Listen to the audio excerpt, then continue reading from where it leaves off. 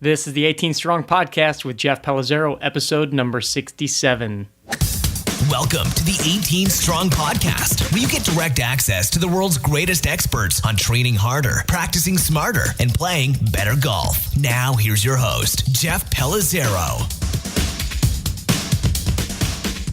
Hey there, and welcome to the show. I have a definite treat for you this week.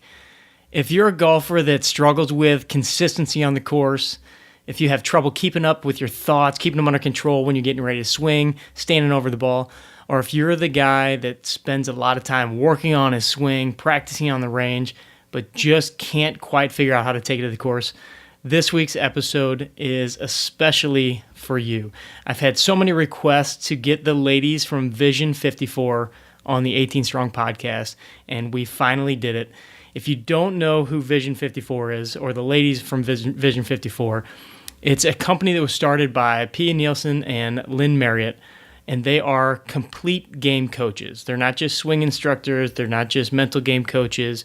They're not just golf instructors. They're a little bit of all of it.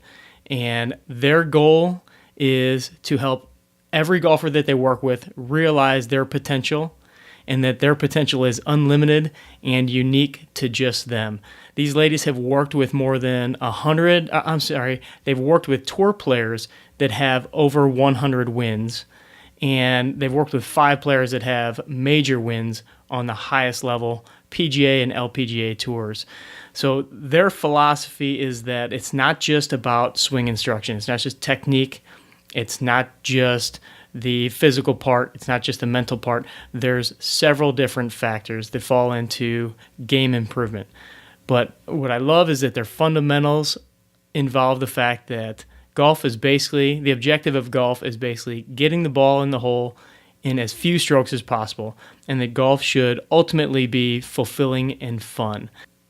If you want to learn more about VISION54, just go to 18strong.com/vision54, and we've got all the show notes. We've got the links to all their social media and their website where you can find out a lot more about them.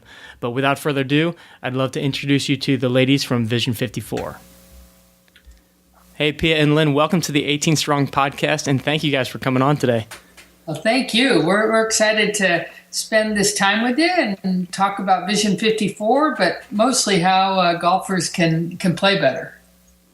Well, I gave a little bit of background in the intro before you guys came on the line here, but I want you to expand a little bit for us on what is VISION54 and where did that phrase come from? How did you guys come up with this whole program?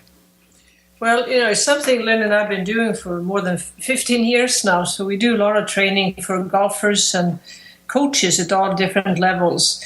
But the actual 54, it started with what I used to do. I used to be head coach of our national teams in Sweden. And so it was like way back in the early was like 1990, 1991 that was just to help the younger golfers. They had such a limiting mindset, being from Sweden and strong cold winters and not feeling they could be as good as many other nations. So we just challenged them, what if you could make 18 birdies during a round of golf? And who would that golfer be?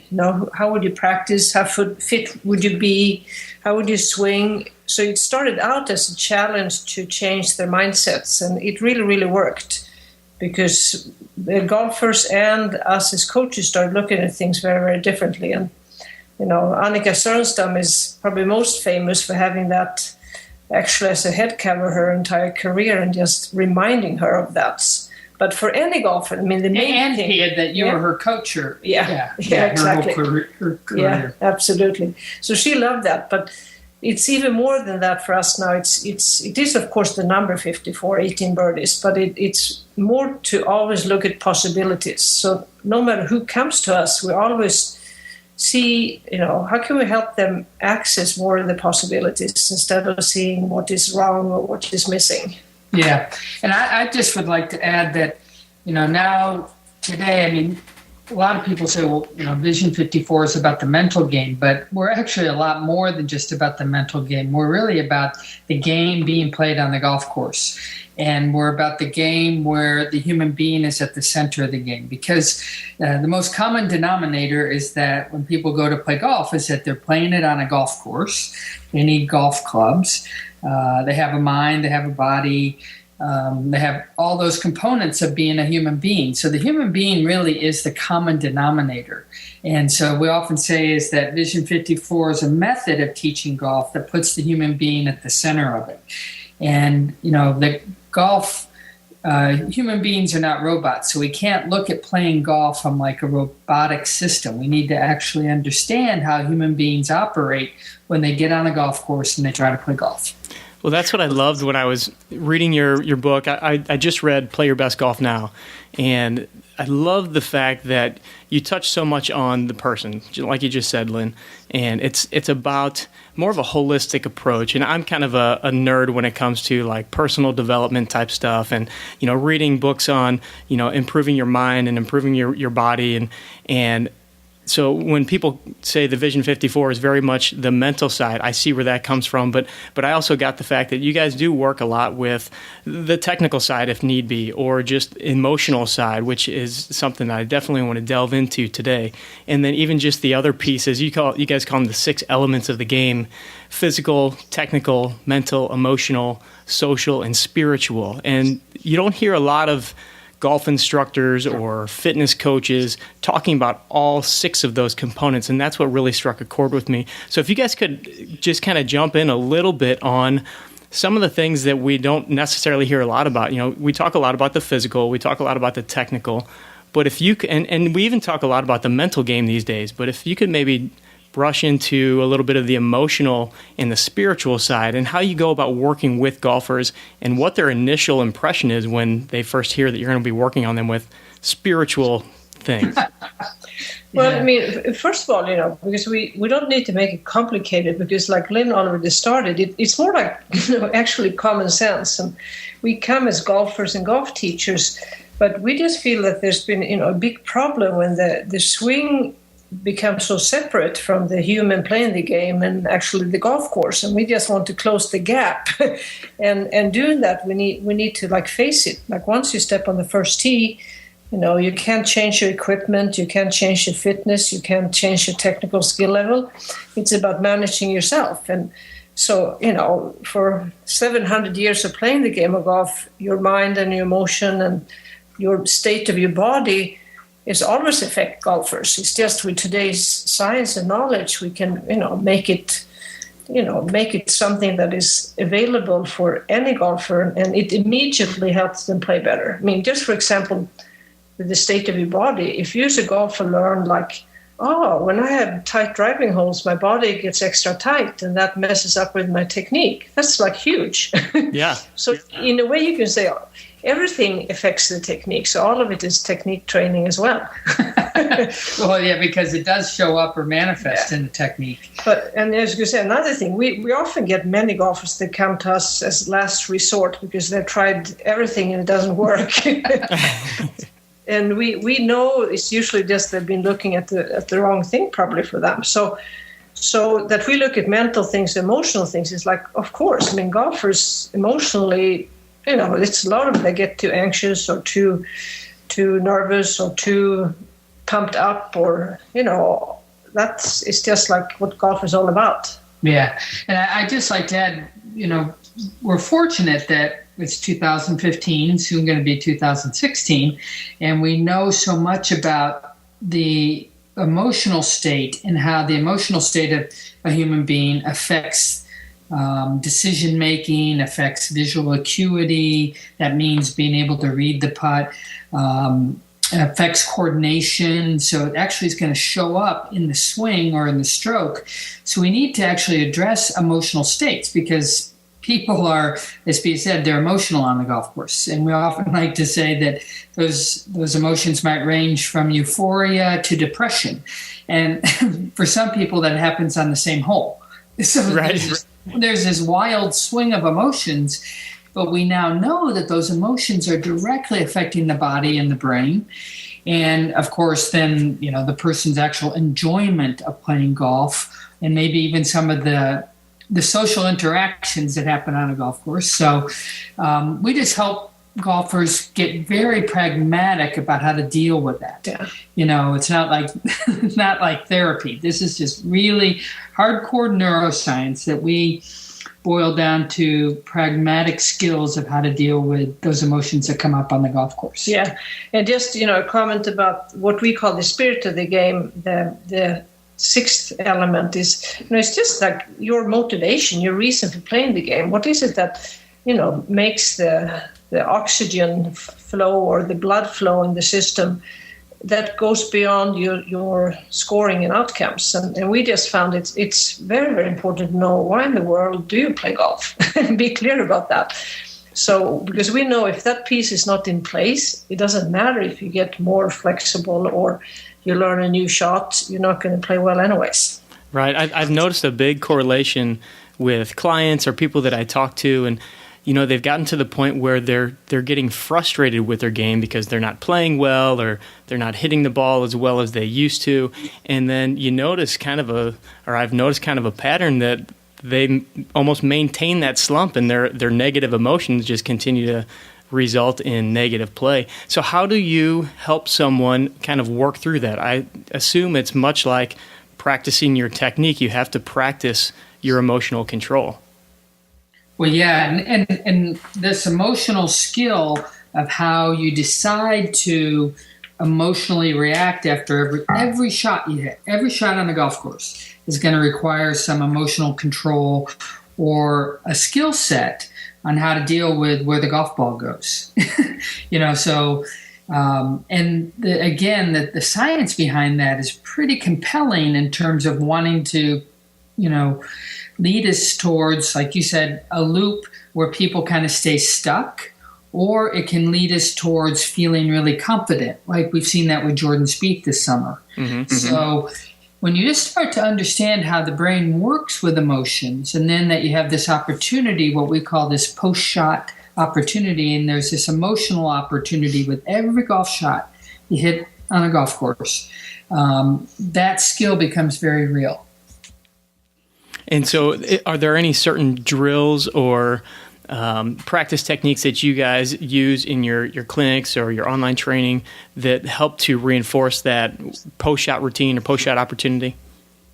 Yeah, we of course do many of those, but one thing would just be to go out and, we say that, okay, when you finish your swing, take just one breath, and then first just evaluate if you liked what you did in the process. Like, did you stay with your tempo? Did you feel what you wanted to in the swing? That you first learn to evaluate that and then go to outcome. That would be one, because so many people jump way too much judging outcome without reflecting on if they actually committed to what they wanted to. So that would be one. Yep. And then I would add is that when you understand the brain science or the neuroscience behind this, that from an emotional perspective, the only two emotions that are productive for the brain and for storing a memory is either some positive emotion, or learning to be neutral or detached or clinical about the outcome. So, and what, very simply, what we know is that emotion is like Velcro to the brain. It's what they call episodic memories, is that it's the emotions of an episode or an outcome of a golf shot that makes that get stored in the brain for future reference. So what most people do is they're quite neutral or clinical on their good shots, and they get very emotional on their not so good shots. So true. And so now what happens is the brain remembers that. It's like Velcro to the brain. So the brain remembers that. And this is exactly why people walk up to holes and they go, I hate this hole. Or they go, oh, gosh, that dreaded water hazard again. And they start to pull their water ball out. Okay? That's just the brain remembering a previous event, a previous episode that was emotionally stored. And it goes, okay, I know what to do here now. So the body actually retreats. It's in a defensive mode now. Yeah. So we do also another one just to start out with. It's go out and play and making sure that if I did something I didn't like, that I stay neutral objective. I mean, I can say, okay, I had 4 putts on that green, or my ball is 20 yards right of the target and I swung faster than I wanted to. So you can reason and learn from the shot, but just being clinical. And if you do something that is great, good, or good enough, to soak it in. Okay, let me ask you this. So we've all had a hole, as you mentioned, Lynn, where you step up to the tee box and you're like, this is just not my hole. You have a bad memory. How do we get past that? What suggestion do you have to... I have a hole that I'm picturing in my head down in the Lake of the Ozarks. How do I get past that memory that I have? Well, I mean, the first thing is you could do this on the range very easily, is go to that hole in the Ozarks and imagine playing that hole. And I don't know if it's a par 3 or par 4, par 5, but actually play that hole on the range, imagining hitting the shots that you wanted to hit or will hit in the future. And if you get even close to executing the shots the way you wanted to, store them. Put a lot of emotion into it. Because here's the deal, is that the neural pathway is already set. So you can't really go out and yank out that neural pathway. You have to lay down a new neural pathway. You actually have to lay down new memories. And, for many, that's just, practicing that. We've actually had players do that when they getting ready. We coach a lot of tour players, and they're getting ready for a big tournament, and they have a hole they don't like. They actually play that hole many times on the range, and even chip out, putt out, that kind of thing, and storing the positive memories of that. I love that.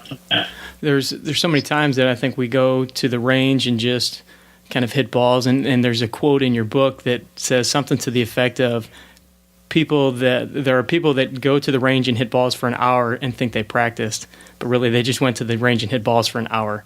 I love that. I think I wrote that down in my notebook. I highlighted it. I starred it. Can you kind of give us a little bit more glimpse into how you would suggest people approach their practice sessions? I know you kind of just talked about walking through a hole that you may have had trouble with, or you're going to be playing. Are there any other great practice drills that you could recommend for us? Yeah, but one thing is just once again go back to common sense. In any activity, like if I'm going to swim, I want to practice in water, in a pool, and if I want to be better at soccer, I practice like soccer on the field. So it's just common sense. If we want to be better at golf, we just need to make sure we practice enough in the context of the game. Meaning you have one try, you have different shots all the time. You have different targets, you have different things, might interfering with you. That golfers in general make practice same lie, same club, just, swing after swing after swing. So they're not practicing the game. So number one is and it's not brain science, it's just common sense that we sometimes forget, that make it as golf-like as possible. So, putt more often with one ball. And if you're on the range, change clubs, change target, do it more the way the game is played. Yeah, and bring in also, if you can, some of the social elements and some of the emotional elements that might get to you when you're playing golf. So we actually had a player said that she hates slow play, and she was actually going to play a tournament she knew that was coming up. There was going to be at least 6-hour rounds. She said, how can I prepare for that? We said, well, that's easy. You're just going to hit a shot every 15 to 20 minutes. Oh, my gosh. That just sounds painful. I know. And she said, well, that's horrible. And we're like, yeah, we get it. But that's what you're about to go, you need to get ready for. So you actually need to simulate all the conditions in which you want to get better at. So, we've coached a young guy who just won on the Japan PGA Tour a couple weeks ago. And he's actually Ai Miyazato's brother. His name's Yusaku Miyazato. And we actually helped him with that, was that he came and we did coaching, and we did all sorts of things to disturb his concentration, his focus over the ball. Because he had a hard time on Sundays when he was doing well with people watching and being noisy, and he would just lose his focus in what we call the play box. But he'd never practiced it. So we just brought it into his practice a lot more. And, it didn't take more than a month and he started winning. Wow. But it's just common sense. So, but also just another thing with practice that can help many, because no matter how much you practice, if you practice 1 hour or 4 hours, doesn't matter. But at least start with dividing the practice in 3/3. Like, okay, if you have technical things to work on, you can do 1/3 technical practice. And then 1/3 what we call the essential playing skills, which could be tempo, it could be this post-shot reaction, it could be committing to your shots. And then, 1/3 where you do full-on simulation, like really imagining doing things the way you do on the golf course. Excellent. Now, Pia, you mentioned the play box, and I know that a big part of your teaching is the concept of utilizing the think box and the play box. I would love for you or Lynn to explain a little bit more of what those two things are, and then how we kind of start to separate them and utilize them in our play. Yeah, we put names and words on something that is always existed in golf for the good players, but it's something that needs to be refreshed for many. And it's just to learn to separate. When do I actually prepare for a shot and gather information and to make a decision, and when am I actually performing? Because it needs to be separated. But many, when they play golf, they're still working on things. They're still preparing when they're performing, and it's kind of messed up. And in reactionary sports, if you play tennis or football or anything where things are moving, the athletes automatically get in this performance state. When you're in a sensory mode, you see something, you throw it, or you feel something and you kick it. You're not thinking anymore, you're just in the experience in a sensory mode. So through the history of times, we know that humans performing, we are done being cognitive thinking about what we're doing, and we are, in a sensory mode. But in golf, because the ball is sitting still, and we initiate the movement, and many of us have been getting a lot of technical cognitive instruction, it gets really polluted. So that's why we like to separate. In the think box, you can think and prepare and gather information, but you need to know when you're done, step over the decision line, and you step in being more athletic as you swing the golf club. So the think box is basically more when you're working on your technique, or even before your shot, when you're kind of standing away from the ball, maybe visualizing or looking at your target, that type of stuff. And then when you step in the play box, that's go time, basically. It's go time. And it's, if you get in there in go time in the play box and you start to have this conversation with yourself about anything, I mean, it could be, I should have a 5-iron. That's not a 6-iron. Or you have this conversation with yourself about, giving yourself instruction. Now take it low and slow, make a good turn, load your right thigh, blah, blah, blah. That is a cognitive thinking mode. That is not an athletic sensory performance state. So we just help so many players get that distinction. And if they start to pollute their play box, they need to be able to step out. And so what do you recommend? What are some of the tips that you give as far as what to focus on? Are you trying to feel something? Are you trying to visualize something? Or are you just trying to go totally blank? Well, this is where, every golfer is unique and different, and we need to find our own unique ways how we function best. And, all of us are going to have days or times when I can just step over, and it's kind of like I'm just in the B state. It's kind of just aware, and I go, and it works well. But we know under pressure in golf, there are many days it doesn't work, because those, like Lynn said, those thoughts just keep popping into my head when I don't want it to. So what we have learned is when we just have golfer explore, okay, what would it be like to see a blue trajectory in my mind when I'm swinging? What would it be like to feel my shoulders being relaxed during the entire swing? Or what would it be like to sense I'm swinging at 8% of full tempo? So we give them to test different options to start out with.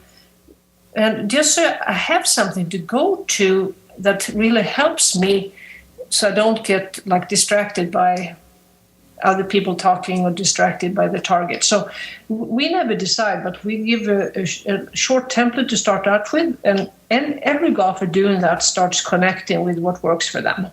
So everybody's a little bit different. Some might visualize something, some might feel something. What about in the play box? What are some of the components that you help people work through on making that decision and making that commitment?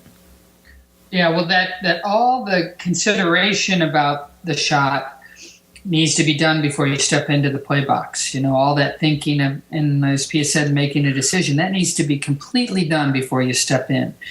And then, you know, again, it depends on the player, but some players are going to want to look up and connect to the target visually. Some actually don't need to do that. But what we have found is that over, you know, many years and timing lots of different players from amateurs to major champions, that the time in the play box is anywhere from 4 to 9 seconds.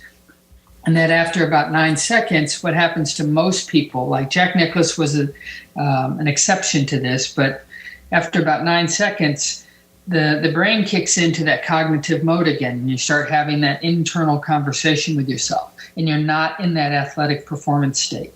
So again, what we've just found is helping people get in there to that play box and be efficient.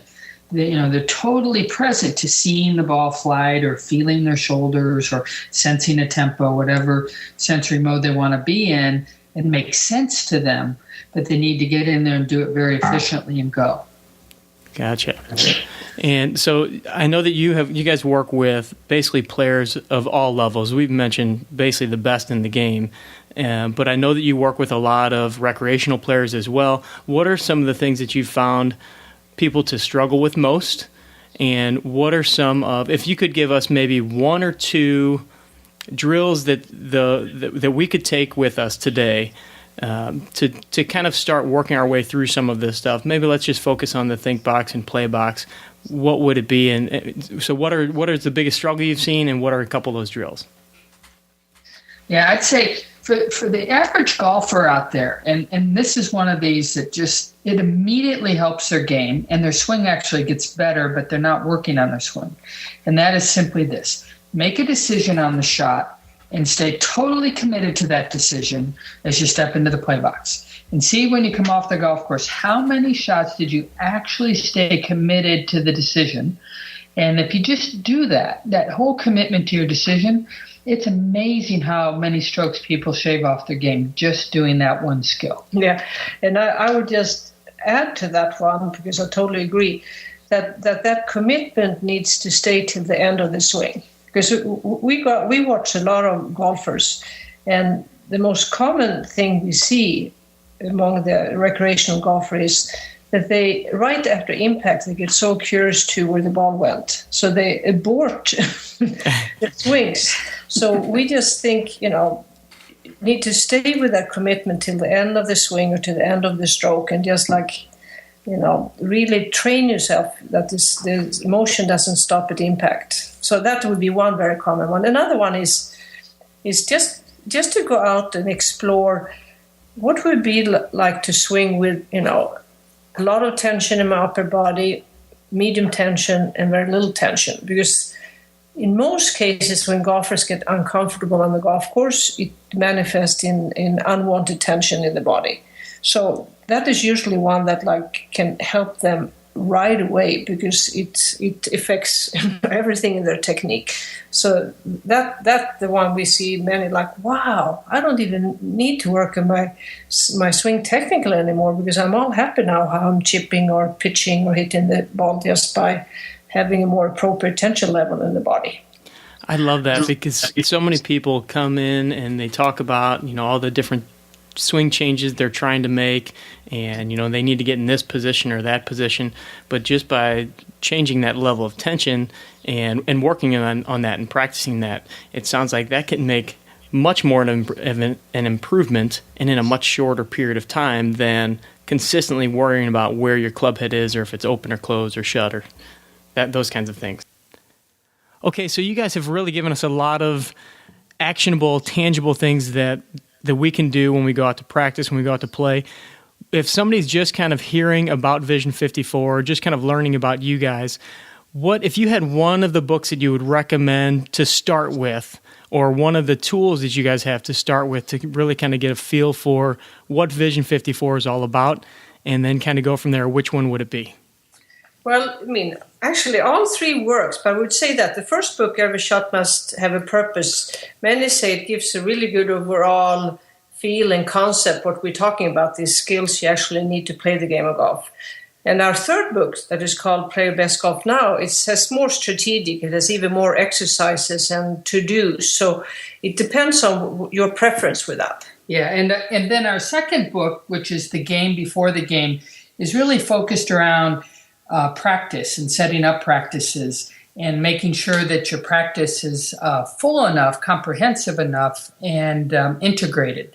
But I'd just like to also add that our 2 iPhone apps are fantastic references and tools for anybody who practices. We've gotten great feedback from tour players to new golfers that they just do the exercises in both apps, and that's really a great complement to just organizing their practice. Well, and I know you guys have something very exciting coming up for the year 2016. So, Lynn, I'm going to have you kind of jump in and share, the big thing that you're excited about for next year.